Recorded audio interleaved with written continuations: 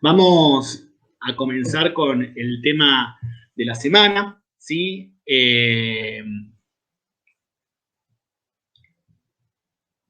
Esperen que me organizo. Ahí está. Vamos a pasar a la presentación. Arrancamos nosotros con este teórico que tiene como eje principal, eje temático y de contenido a la enseñanza, que es uno de los componentes, ¿sí?, que hacen a la estructura de esta asignatura, ¿sí? Y para empezar a abordar esta idea de enseñanza, nosotros les propusimos que ustedes intervengan en cada una de sus comisiones en unos muros colaborativos, ¿sí?, que se llaman, a partir de una plataforma que se llama Padlet, ¿sí? Ahí muchas de ustedes ya han intervenido, incluso se han producido y se están dando unos intercambios muy fructíferos y muy interesantes en los comentarios de esos posteos. Y yo hice un análisis y los estuve recorriendo todos, incluso habrán visto que aparezco allí porque los creé desde mi cuenta personal. Y hice una agrupación, ¿no?, de las distintas imágenes que ustedes asociaron, porque ninguna va a estar mal, porque justamente todas apuntan a recuperar aquello que ustedes saben acerca de esto que es enseñar, ¿no? Todos, todas sabemos algo acerca de la enseñanza porque todos y todas, ¿sí?, estamos, ¿sí?, o transitamos por un montón, ¿sí?, de situaciones de enseñanza y aprendizaje a lo largo de nuestra vida y seguiremos seguramente atravesando. Entonces, yo agrupé en 6 grupos, ¿no?, estas imágenes que ustedes compartían en el Padlet, ¿sí? Y estas imágenes aparecían generalmente asociadas a esto del enseñar, aparecían imágenes asociadas a escolarizar, ¿no?, y a educar. Pensando que estas 3 palabras son 3 palabras, 3 verbos, ¿sí?, que de alguna manera sostienen un montón de dimensiones de esta asignatura y otras que ustedes van a ir cursando a lo largo de la carrera, pero que son diferentes. Enseñar y educar no son lo mismo, educar y escolarizar no son lo mismo, pero nosotros nos vamos a parar en la enseñanza. ¿Y cómo ustedes recuperaron esta idea de la enseñar?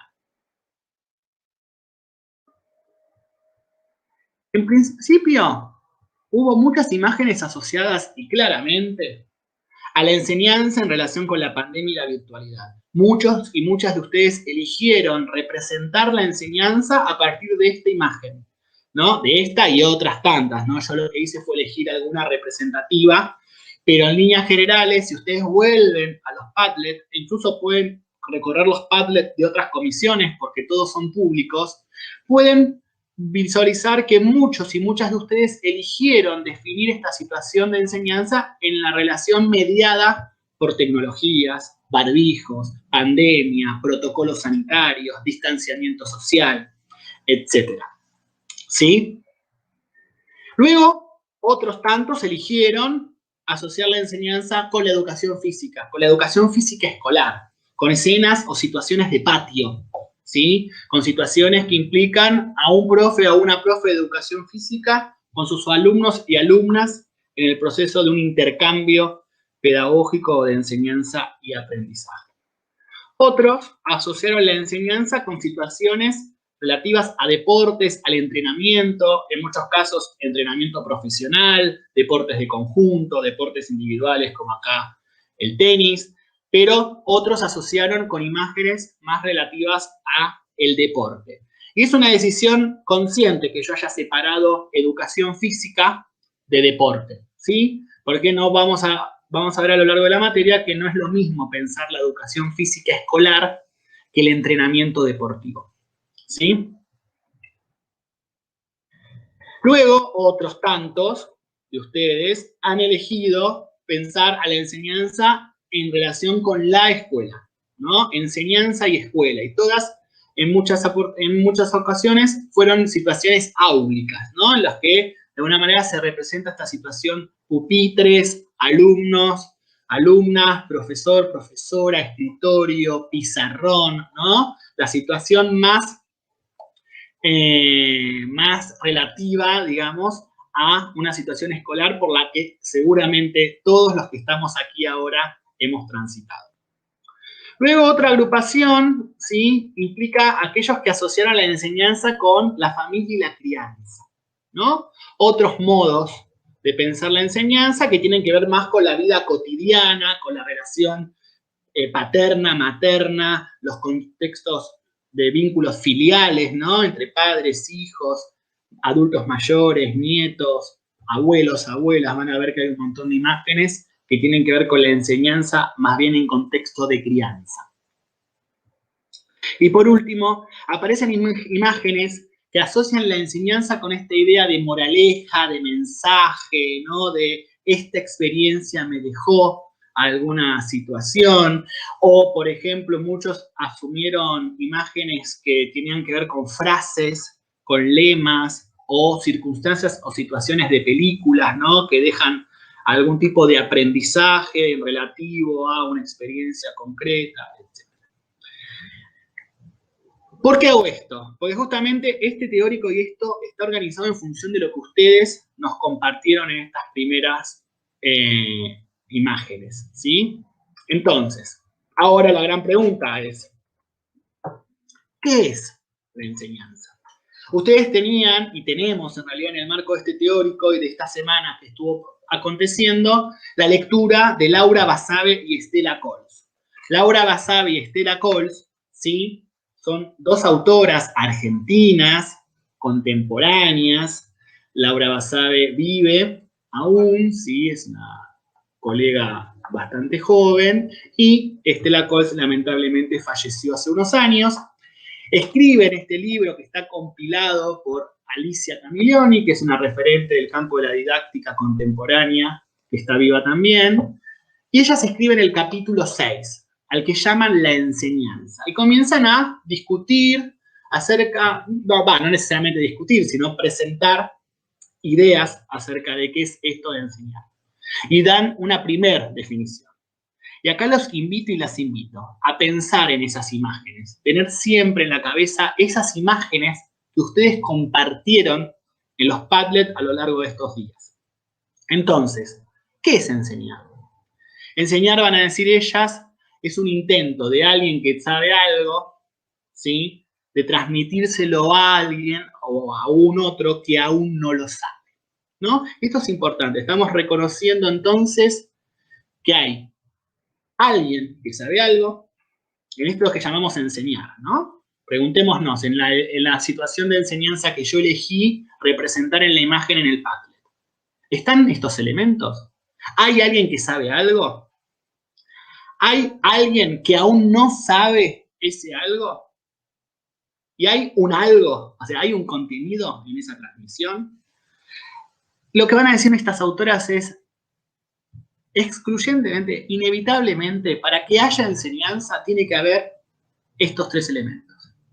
Alguien que sabe algo, alguien que no sabe algo, y ese algo, que puede ser un saber, un conocimiento, una destreza, una habilidad, ¿sí?, un concepto, ¿sí? Porque uno puede enseñar un montón de cosas. Ahí en la imagen que yo había elegido para la enseñanza y la crianza, estaba la imagen de ese padre enseñándole a hacer tortas fritas a su niña, ¿no?, a su hija. Por lo tanto, ahí hay un saber culinario, una habilidad, una destreza que tiene que ver con saber cocinar algo. Entonces, acá tenemos una primera definición y una primera característica de que implica que la enseñanza siempre va a involucrar estos tres elementos.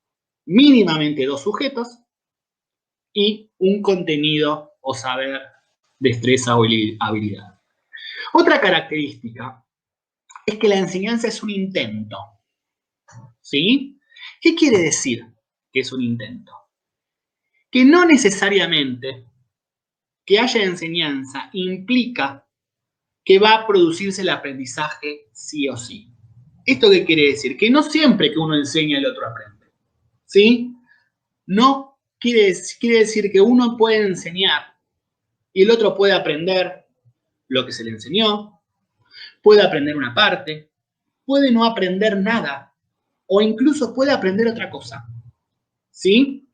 Por lo tanto, es importante reconocer que la enseñanza siempre es un intento. Es un intento del que sabe algo, porque el que sabe algo tiene la intención de que el otro aprenda aquello que al principio sabe solo uno, ¿sí?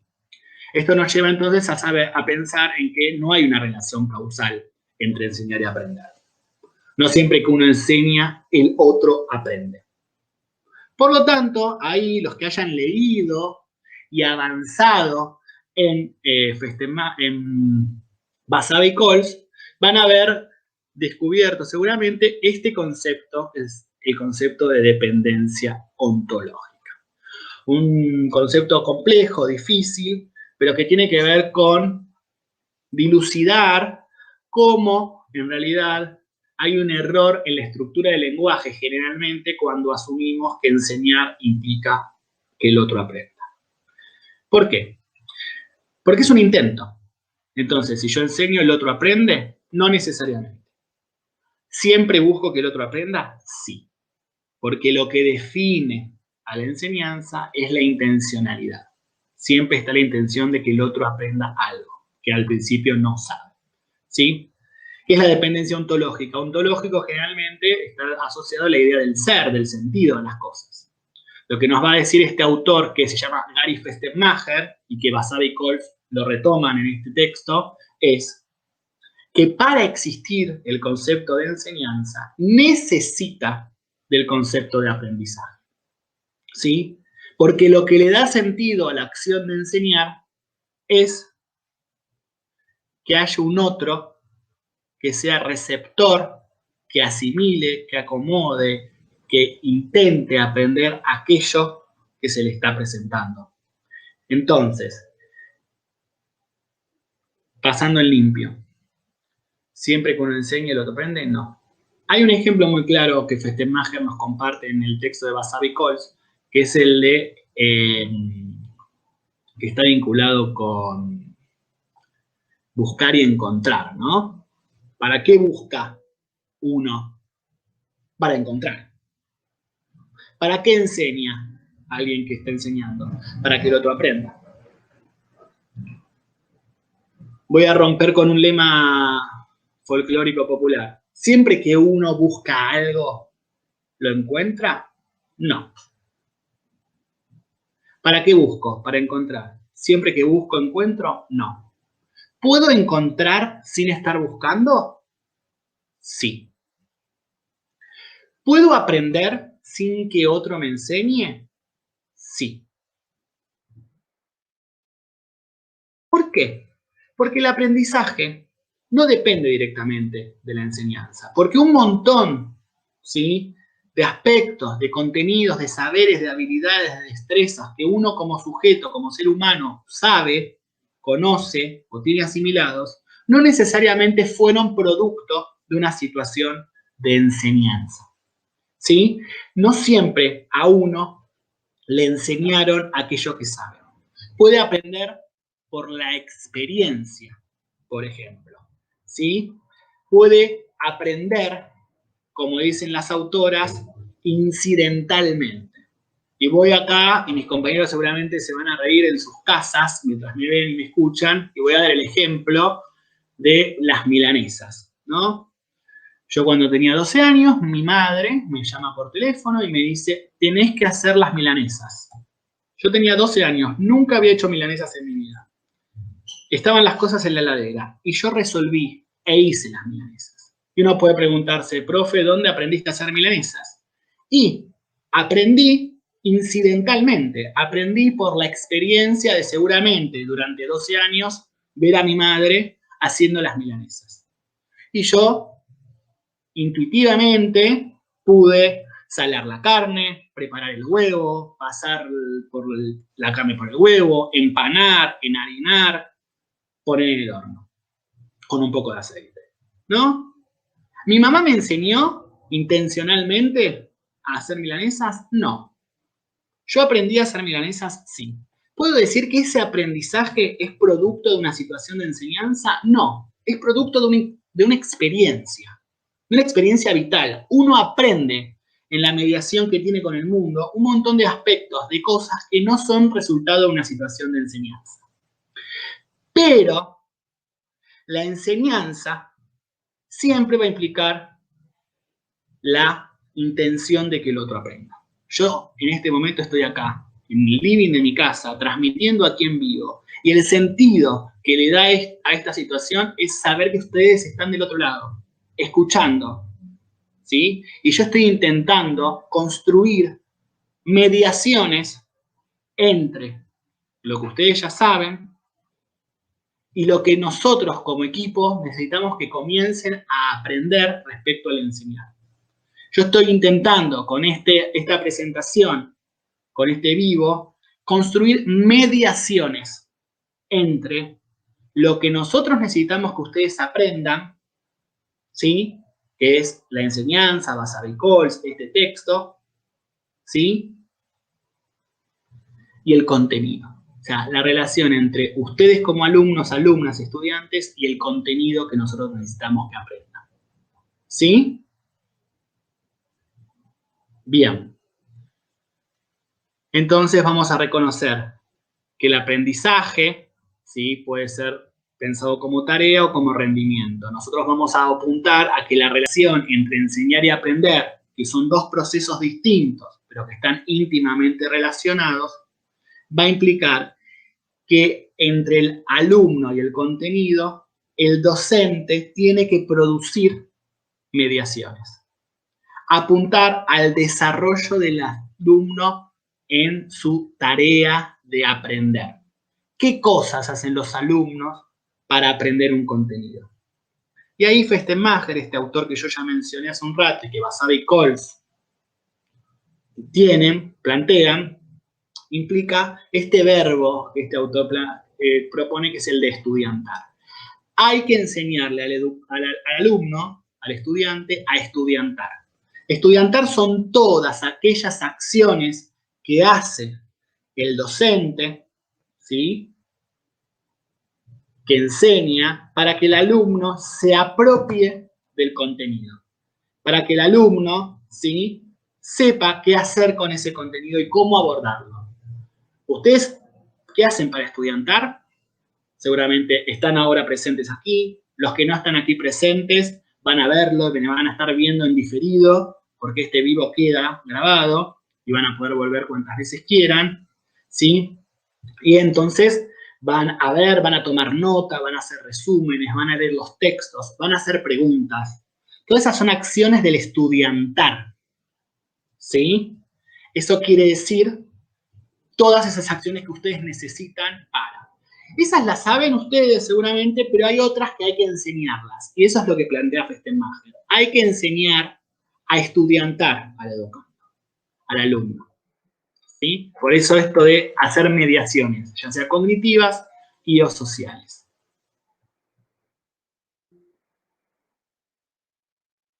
Esto ya lo hemos abordado, pero que quede bien claro también esta idea de que la enseñanza siempre es una acción intencional. Porque yo, como sujeto que enseña, llamémonos profesor, tengo una intencionalidad explícita de que ustedes aprendan algo. ¿Sí? Por lo tanto, siempre hay una intención deliberada, y ahí dice, relativamente sistemática de transmitir un conocimiento. Incluso ese intento implica, ¿sí?, generar la idea de que ustedes tienen que aprender aquello que yo les quiero enseñar. ¿Sí? E incluso tengo la intención de que ustedes lo aprendan y tengo que hacer cosas y mediar esa relación con ese conocimiento. Esto que nosotros planteamos recién tiene que ver con una definición genérica, van a decir Vasabi Calls, quiere decir que me va a permitir preguntar o responder a la pregunta ¿qué es enseñar? Si yo les pregunto a ustedes qué es enseñar, y ustedes me dicen es la acción intencional de alguien que sabe algo, de transmitírselo a un otro que aún no lo sabe, me están respondiendo genéricamente. ¿Sí? Porque me permite describir qué es el enseñar, qué necesito para que haya enseñanza. Esos tres elementos que mencionamos hace un rato. Pero, si quiero hablar de buena enseñanza, ya no voy a preguntar, no me va a alcanzar con decir la definición genérica, porque ya la buena enseñanza implica, ¿sí?, una definición de carácter normativo. Ya no es qué es la enseñanza, sino cómo debe ser la enseñanza. Entonces yo puedo decir, y para mí enseñar es repetir ordenadamente y secuenciadamente una línea de contenidos y actividades que le permitan a los alumnos progresivamente aprender para poder reproducir ese contenido.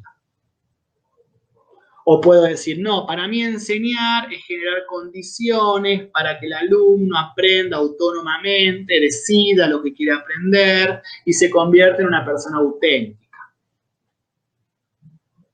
Seguramente ahora no, pero después vuelvan a escuchar este último fragmento que acabo de decir y van a darse cuenta que yo no quise decir lo mismo. Yo definí de dos maneras distintas la enseñanza.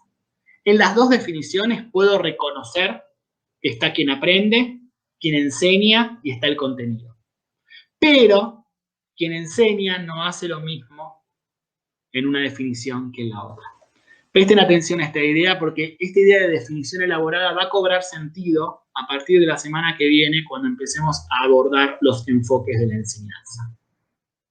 Vamos a seguir caracterizando.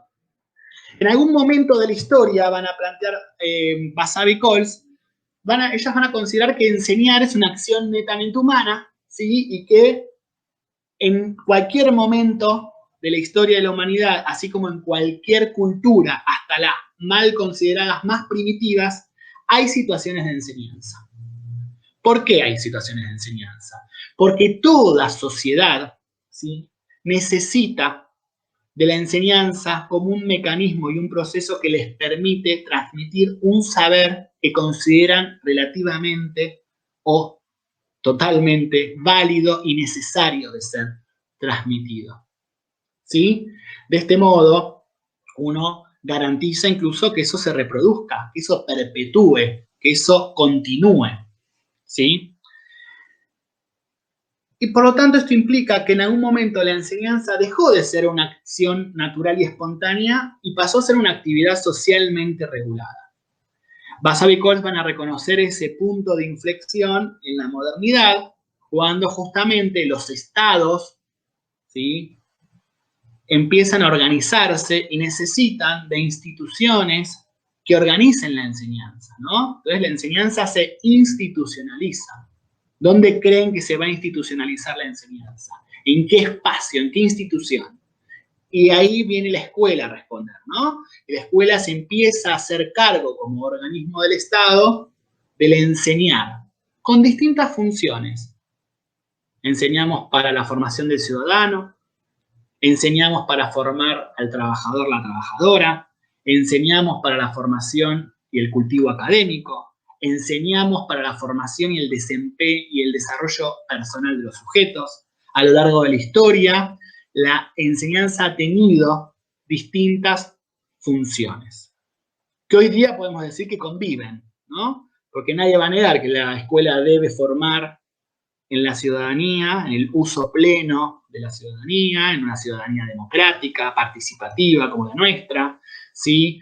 Que debemos formar para el trabajo, no necesariamente para el empleo, para el trabajo, la cultura del trabajo. Debemos fomentar y cultivar el cultivo académico, o sea, aquel que va a la escuela debe salir de la escuela sabiendo más de lo que sabía al principio, ¿sí? Y también acompañar el proceso de desarrollo personal, profesional, lo que llamamos proyectos de vida, etc.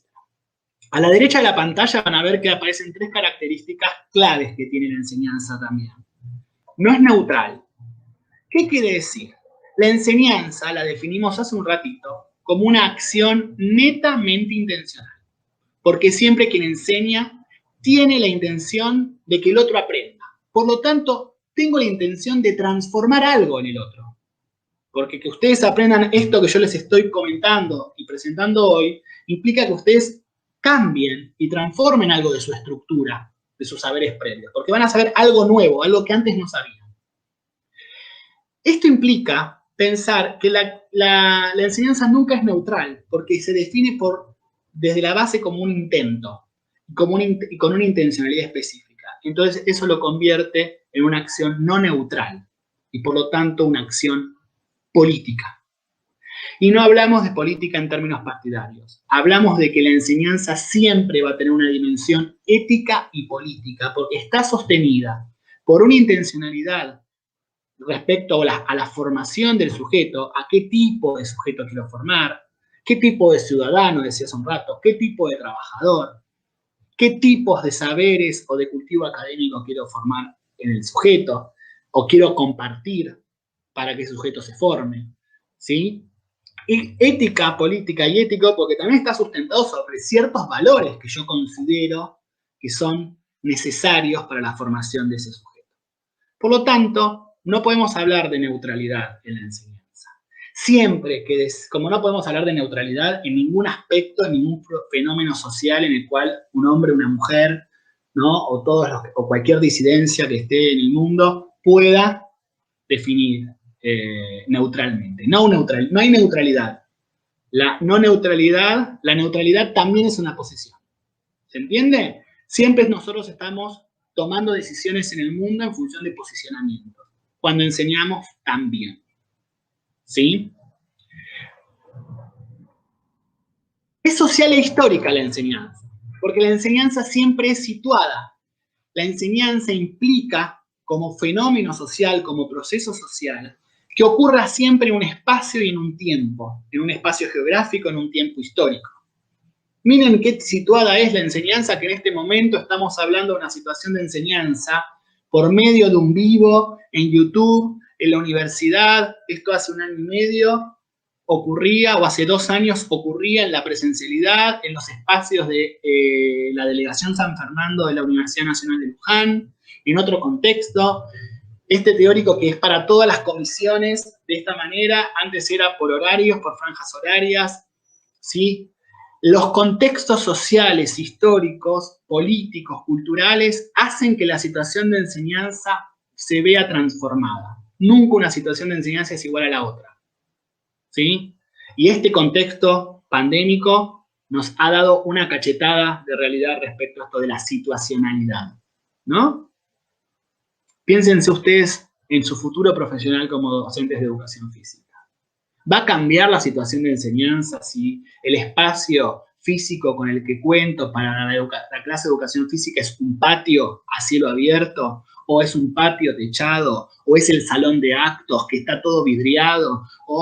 Y seguramente ustedes, en función de esas características que tiene el espacio donde ustedes van a trabajar con sus alumnos y alumnas, va a determinar y a condicionar algunos aspectos de decisiones respecto a lo que ustedes saben, ¿sí? Perdón, a lo que ustedes saben, a los que ustedes van a decidir hacer.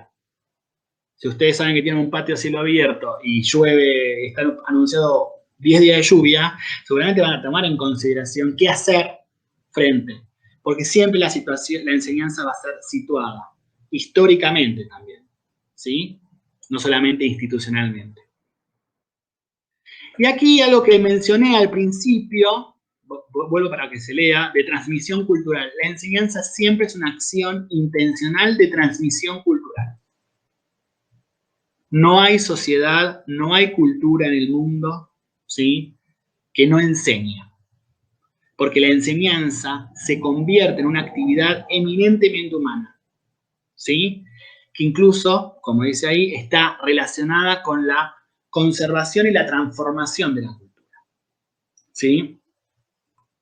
Y es interesante pensar en ese padre que vimos con esa niña enseñándole a hacer las tortas fritas, ¿no?, en el contexto de crianza.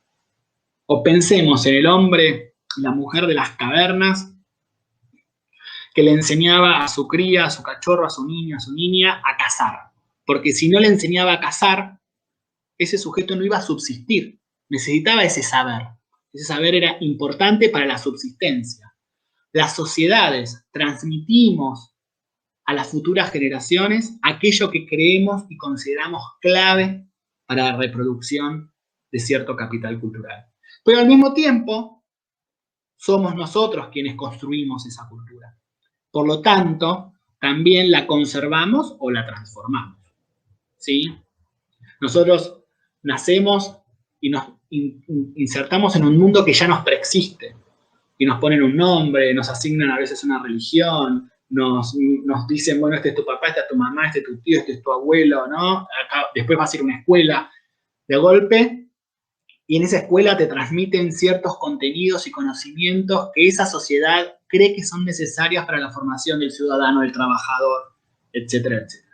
Entonces, es una acción de transmisión cultural la enseñanza, porque los seres humanos necesitamos sobrevivir no solamente biológicamente, sino sobrevivir culturalmente. Y la enseñanza es esa acción de transmisión cultural de eso que creemos necesario y clave para la formación de todo niño, niña, adolescente o adulto de nuestro mundo. ¿Sí? Bien. Voy a ir aquí y después vamos a ir a algún espacio de preguntas. En un momento, Basabe y Coles se meten con esta idea de la enseñanza institucionalizada. ¿Qué quiere decir? Esto de pensar que la enseñanza en la escuela tiene particularidades y características que no tiene en ningún otro espacio, como puede ser la situación de crianza en el marco intrafamiliar, o en el entrenamiento de la práctica deportiva profesional en el club, o en el gimnasio, o en la relación entre un abuelo y un nieto, o lo que sea. En la enseñanza en la escuela tiene características que no tiene en otro lado. En primera, hay un espacio social especializado. La enseñanza escolar ocurre en una institución específica creada para esa tarea social específica, ¿no? Las escuelas, las instituciones. Luego, la enseñanza en la escuela va a implicar una segmentación del tiempo, ¿no? Uno va a la escuela en una jornada, ahora eso está bastante, imagínense ustedes, todos estos días nos están preguntando cuándo es el Zoom, y cuándo es el teórico, y cuándo es la comisión. Bueno, nosotros hicimos con esta estructura temporal una propuesta de enseñanza en una segmentación del tiempo un poquito distinta, pero que implica acompañarlos un poquito más cerca a ustedes. Pero la enseñanza en la escuela tiene una segmentación de un tiempo. Uno va al turno mañana, al turno tarde, hay espacios de horas de clase, horas de receso o de ocio, que llamamos recreo, hay recesos escolares de verano, de invierno, hay tiempos de entrada, tiempos de salida, timbres, ¿no? La hora de clase. Después la enseñanza siempre va a implicar roles asimétricos entre docente y alumno y alumna. ¿Qué quiere decir? Que toda situación de enseñanza va a implicar en la escuela que haya un docente y alumnos. Generalmente los alumnos son un grupo y el docente es uno, ¿sí? En el mejor de los casos hay parejas pedagógicas. La enseñanza siempre se desarrolla en situación colectiva, ¿no? Eso también es una cualidad que tiene la enseñanza en la escuela. Hay conocimientos específicos que llamamos contenido escolar. ¿Qué quiere decir? No se enseña cualquier cosa en la escuela. Eso lo vamos a discutir mucho más adelante, después del primer parcial, ¿sí? Vamos a saber que el contenido que se enseña en la escuela no es el conocimiento tal cual lo podemos ir a buscar a un libro o a una investigación. No, el conocimiento se transforma para poder ser enseñado. Y se elige, se selecciona. También la escuela y la enseñanza en la escuela va a estar vinculada a la evaluación y a la acreditación de aprendizajes. Vi ahí, chusmeé, que algunos de ustedes están preguntando ahí en el chat. Sí, que el parcial, que, bueno, claramente la enseñanza institucionalizada, por ejemplo, en este caso, en el marco de este profesorado, implica que ustedes en algún momento van a tener que acreditar en exámenes lo que nosotros les estamos enseñando. Dar cuenta de que están en un proceso de apropiarse y de aprender aquello que nosotros les estamos enseñando. Y lo que ustedes empiecen a estudiantar. Porque aquí es el momento en que ustedes comienzan a hacer eso, a estudiantar, a generar procesos para apropiarse de ese contenido. ¿Sí? Después que la enseñanza son generalmente prácticas pedagógicas bastante uniformes, ¿no? Y ahí está bueno lo que ustedes, que se haya repetido tanto, volviendo a esa primer filmina, cuando les pedí que piensen aquí, ¿no? Esta cuestión de prácticas uniformes, regulares, pedagógicas uniformes, ¿no? Los que pensaron en las escenas escolares, pensaron la mayoría en esto, en la estructura del aula tradicional, ¿no? Los pupitres, los profesores, o esta idea, ¿no? El niño, la computadora, mediados por pantallas, acá la mismo, o sea, es un patio, pero igualmente hay una idea de una estructura bastante uniforme, que uno reconoce que es una situación de enseñanza, ¿sí? Uy, perdón. Se me fue. Bien. Y una última cuestión que quiero comentar tiene que ver con una característica que tiene que ver con las situaciones inéditas. Cuando uno piensa en la enseñanza, la pensamos desde una característica muy contundente y fuerte que tiene que ver con que la enseñanza es un proceso que está atravesado por situaciones inéditas o por lo que llamamos la complejidad y la incertidumbre. Voy a dar un ejemplo concreto, ¿no? El 15 de marzo del 2020, la enseñanza en este profesorado era presencial 100%. ¿Sí? De un día para el otro, sabíamos que estábamos en el pleno de una pandemia mundial, pero de un día para el otro, sale el presidente de la Nación a anunciar una cuarentena, ¿sí? En fase 1 con aislamiento social preventivo y obligatorio. Y todos adentro. ¿Alguien se lo esperaba? Nos lo podríamos ver venir, pero ahí nos damos cuenta que la enseñanza, como es situada, también se da en contextos complejos e inciertos. Uno puede saber, anticipar, planificar lo que va a hacer para enseñar, pero siempre puede haber alguna zona indeterminada de la práctica, algo de lo que ocurre en la realidad concreta del acto de enseñar, que puede traernos aparejada esta idea de decir, hay que cambiar, hay que transformar este modo de enseñar. Les puede pasar que tienen planificado una hermosa actividad a cielo abierto, llegan y se larga una tormenta que no estaba anunciada. O el patio lo están usando para ensayar el acto, entonces ustedes tienen que ir al aula. Bueno, compleja, incierta, compleja porque hay una multiplicidad de variables que intervienen en la situación de enseñanza. Variables sociales, políticas, culturales, institucionales, materiales, económicas, que hacen que una situación de enseñanza sea única e irrepetible.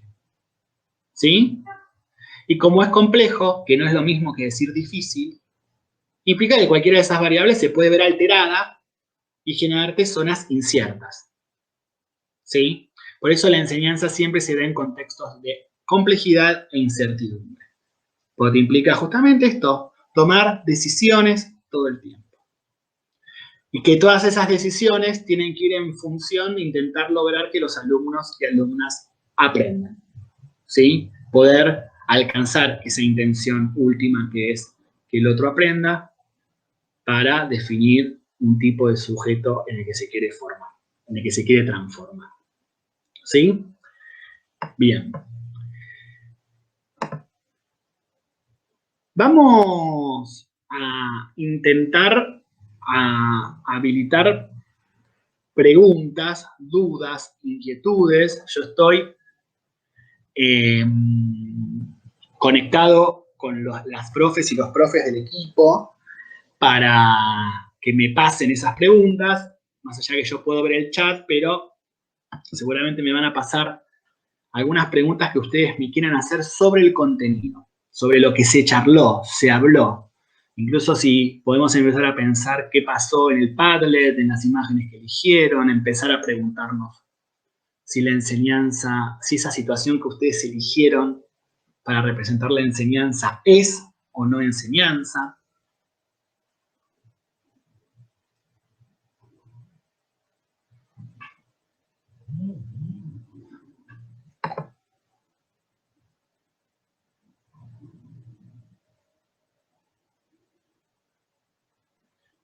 Acá tengo una que dice Milagros García, o sea que por la experiencia de ver aprendemos intencionalmente por nosotros mismos. Bien, muy buena pregunta. Eso es lo que yo comentaba hace un ratito, que la experiencia misma, ¿no? Uno a veces usa algunos lemas, ¿no? Y aquí es donde hay que diferenciar que enseñar y aprender no son lo mismo. ¿Están íntimamente relacionados? Sí, pero no son lo mismo. Y el sentido común y la experiencia de la vida nos lleva a caer en el error de usarlos como sinónimos. Entonces a veces decimos, uy, que me fui de viaje, no sabes las enseñanzas que me dejó el viaje. Y no, el viaje de última te hizo pasar por experiencias que te hicieron aprender. ¿Sí? Pero un montón de cosas uno aprende en la relación directa, ¿sí? Por ahí aprende leyendo un libro. Hay una mediación, porque obviamente uno no conoce el mundo directamente, lo conoce porque está mediado por objetos, ¿no? Pero uno puede aprender autónomamente sin necesidad de que alguien te haya enseñado. Porque para enseñar sabemos que necesitamos mínimamente dos sujetos. El que sabe algo y el que no sabe ese algo aún. Pero para aprender, ¿sí? Es un proceso que es intransferible. Uno puede transferir y compartir lo que aprendió, pero no puede aprender por el otro. Sí puede aprender con el otro, pero no puede aprender por el otro. ¿Sí? Lo que yo como Agustín, como sujeto, aprendo, lo aprendo yo, por mí mismo. Es un proceso autónomo que obviamente se da mediado y en colectivo con otros, ¿no? Claramente. Pero esa es... A ver, ¿tengo preguntas?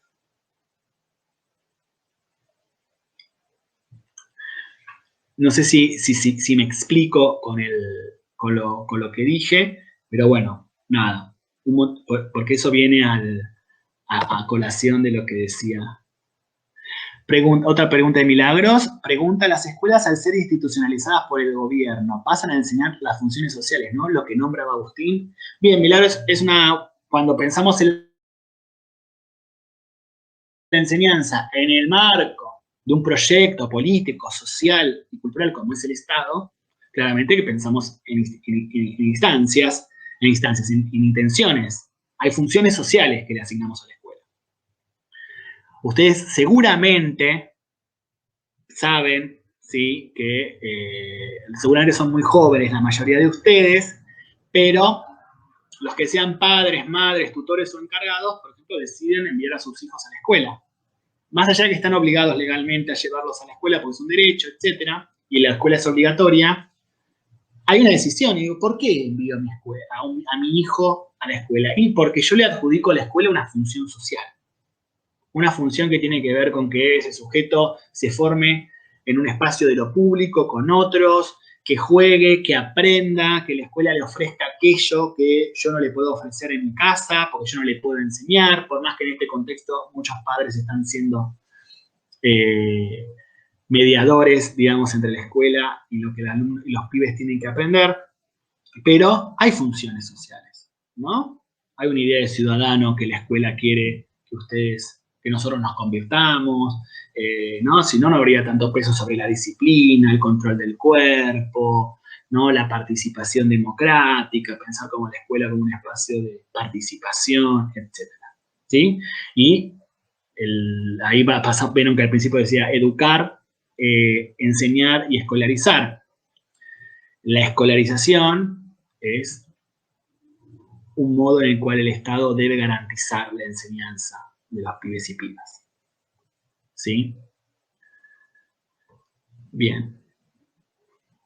¿Qué más? ¿Alguna pregunta más? ¿Alguna inquietud más? Todo lo que tenga que ver con la organización del teórico, de los Zooms, etcétera, está todo en el aula virtual. Se pueden comunicar con los colegas que estamos a cargo de cada una de las comisiones. Esa información ustedes la tienen. Así que vuelvan sobre ay, se me fue, sobre el aula virtual, la presentación Genially, ¿sí? Y la comunicación que les vamos mandando todos los martes con las tareas de la semana. Y hablando de tareas de la semana, vuelvo ahí aquí al Prezi y les comparto Bien. Ahí está, perdón, estoy leyendo el mensaje de la profe. Ahora voy con las mediaciones. Perfecto, mediaciones sociales y cognitivas.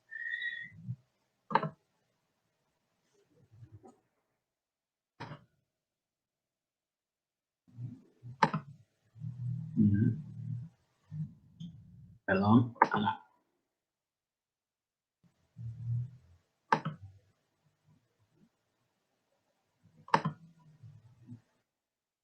Ahí está, ahí llegué. ¿Qué es esto de las mediaciones cognitivas y mediaciones sociales? Van a ver que Basavi y Kolff dicen que cuando en esa tríada didáctica, que no la mencioné así antes, alumno, docente y contenido, uno tiene que apuntar a generar mediaciones entre el alumno y el contenido. Y esas mediaciones, dicen Basavi y Kolff, pueden ser mediaciones de tipo cognitivas, es decir, cómo yo aporto y construyo y genero mediaciones, puentes, de alguna manera, entre lo que el alumno ya sabe y la nueva información o la nueva habilidad que el alumno tiene que saber. Entonces, esas mediaciones son de tipo cognitivas. ¿Sí? ¿Cómo intento yo, por ejemplo, una mediación cognitiva que nosotros intentamos establecer para poder hoy hablar de enseñanza fue el Padlet, ¿no? Hacerlos a ustedes buscar en su sentido común, en sus experiencias, qué entienden por enseñar. ¿Sí? Y las mediaciones sociales van a tener que ver con todo lo que está relacionado, vinculado con, por ejemplo, modos de comunicación, de organización de la clase, de modos de pensar la consigna, por ahí, para que este contenido sea aprendido de una manera más clara, necesitaríamos, por ejemplo, un agrupamiento en parejas, o un agrupamiento o individual, o en pequeños grupos, ¿no? O cómo organizo a los alumnos en el espacio, ¿sí? Los divido por islas, los divido en una soga, los divido por género, los mezclo porque tenemos que terminar con esa idea de la educación física por género. Son mediaciones sociales. Todo lo que llamamos mediaciones van a ser aquellas cuestiones, planteos, líneas, puentes que yo puedo, como sujeto que enseña, construir y compartir con el alumno para que se apropie del contenido. ¿Sí? Las enseñanzas escolarizadas igual van cambiando por lo cultural. Claramente, ahí yo justo leí la pregunta de Milagros. Esperen, porque me estoy perdiendo algunas preguntas. ¿El interés de aprender algo es lo mismo o cambia cuando hay una necesidad? Qué interesante. Bien, por ejemplo, Bautista dice ahí, ¿el interés del aprender algo es lo mismo o cambia? Bien, ahí hay una diferencia también entre enseñar y aprender, ¿no? ¿Por qué no siempre que uno enseña el otro aprende? Porque el otro también tiene que tener una predisposición para el aprendizaje. Una actitud con C, no aptitud. Actitud para el aprendizaje. Nadie aprende si no decide aprender, ¿no? Yo les puedo decir esto, ustedes pueden ver este video luego una y otra vez, pero si ustedes no deciden aprender y hacer cosas para aprender, como leer la bibliografía, tomar apuntes, hacer preguntas, etc., no va a haber posibilidad de que eso ocurra, ¿no? No se aprende por ósmosis, ¿no? Porque ojalá, ¿no? Tipo telepatía, ¿no? No, algo hay que hacer. Y el interés es una de esas primeras cuestiones. Incluso un gran desafío para quienes enseñamos es cómo construyo o genero un interés en el alumno sobre aquello que quiero enseñarle. Y también puede ser, como dice acá Bautista, por una necesidad. Yo ordené esa información acerca de las milanesas desde el momento en que surgió la necesidad de que me mandaron a hacerlas. Y bueno, y ahí seguramente reconstruí qué era lo que yo sabía acerca de ese fenómeno, de ese proceso, y lo llevé adelante. ¿Sí? Bien, a ver, Fran, ¿dependencia ontológica responde a un contexto creado socialmente? No. Vamos ahí con dependencia ontológica. Enseñar y aprender depende. La enseñanza depende. Y vamos a quitarle lo ontológico, que es lo que confunde. La enseñanza, para existir, necesita de la posibilidad de que el otro aprenda. ¿Sí? Yo acá estoy sentado en el living de mi casa porque sé que ustedes son capaces de aprender esto que yo les estoy enseñando. Porque hay una posibilidad de que ustedes aprendan. Hay muchas. Pero no es al revés. Para que exista el aprendizaje, no necesariamente tiene que existir la enseñanza, porque no siempre que uno enseña el otro aprende. Entonces, la dependencia ontológica es de la enseñanza por sobre el aprendizaje. Es la enseñanza la que depende del aprendizaje y no al revés. El aprendizaje no depende de la enseñanza. Muchas veces está enmascarado en grandes frases célebres, ¿no? ¿Cómo que no lo saben? Si yo ya se los dije. Si lo vimos la semana pasada, ¿alcanza? ¿Cuántas veces se habrán encontrado con profesores, profesoras que les dijeron, pero esto yo ya lo enseñé? ¿Alcanza con que lo haya enseñado para que el alumno lo haya aprendido? No. Porque ahí hay una concepción causal. Y la enseñanza y el aprendizaje no se relacionan de manera causal. O no se deben relacionar de esa manera. No hay una relación de causa-efecto en la relación entre enseñar y aprender. Sino hay una relación que implica que la enseñanza busca al aprendizaje y no a la inversa. ¿Sí? Espero que se haya entendido lo de dependencia ontológica.